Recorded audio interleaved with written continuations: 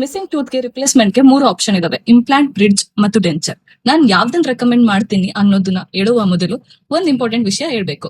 Cost important, budget ಕೂಡ ಅಷ್ಟೇ important. ನಿಮ್ಮ ಡಿಸಿಷನ್ ನಿಮ್ಮ ಬಾಯ ಹೆಲ್ತ್ ಗೆ ಮಾತ್ರವಲ್ಲ, ನಿಮ್ಮ ಲೈಫ್ಗೂ ಸೂಟ್ ಆಗ್ಬೇಕು.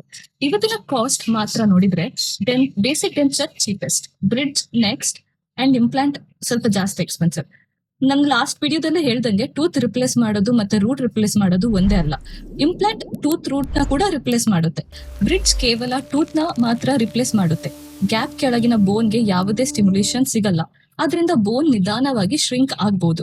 ಬೇಸಿಕ್ ಡೆಂಚರ್ ಕೂಡ ರೂಟ್ ನ ರಿಪ್ಲೇಸ್ ಮಾಡಲ್ಲ, ಅದ್ರ ಮೇಲೆ ಅದ್ ಗಮ್ಸ್ ಮೇಲೆ ರೆಸ್ಟ್ ಮಾಡೋದ್ರಿಂದ ಕೆಲವರಿಗೆ ಬೋನ್ ಇನ್ನ ಜಾಸ್ತಿ ಫಾಸ್ಟ್ ಆಗಿ ರೆಡ್ಯೂಸ್ ಆಗ್ಬೋದು.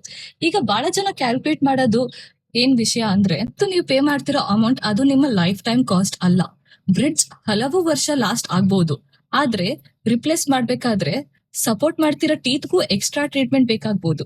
ಡೆಂಚರ್ ಕೂಡ ಒನ್ ಟೈಮ್ ಎಕ್ಸ್ಪೆನ್ಸ್ ಅಲ್ಲ, ಜಾಬ್ ಬೋನ್ ಚೇಂಜ್ ಆಗ್ತಿದ್ದಂಗೆ ರಿಲೈನಿಂಗ್, ಅಡ್ಜಸ್ಟ್ಮೆಂಟ್ ಅಥವಾ ರಿಪ್ಲೇಸ್ಮೆಂಟ್ ಬೇಕಾಗ್ಬೋದು. ಹಾಗಾಗಿ ಇವತ್ತು ಚೀಪೆಸ್ಟ್ ಆಪ್ಷನ್ ಯಾವ್ದು ಅಂತ ಕೇಳ್ಬೇಡಿ, ಬದಲಾಗಿ ನೆಕ್ಸ್ಟ್ 20 years ನಿಮಗೆ ಯಾವ್ದು ನನಗೆ ಕಡಿಮೆ ಕಾಸ್ಟ್ ಆಗುತ್ತೆ ಅಂತ ಕೇಳಿ. ಪೇಷಂಟ್ಸ್ಗೆ ಇಂಪ್ಲಾಂಟ್ ಎಕ್ಸ್ಪೆನ್ಸಿವ್ ಅನ್ಸ್ಬೋದು, ಆದ್ರೆ ಅದು ಬೋನ್ ಪ್ರಿಸರ್ವ್ ಮಾಡುತ್ತೆ ಮತ್ತು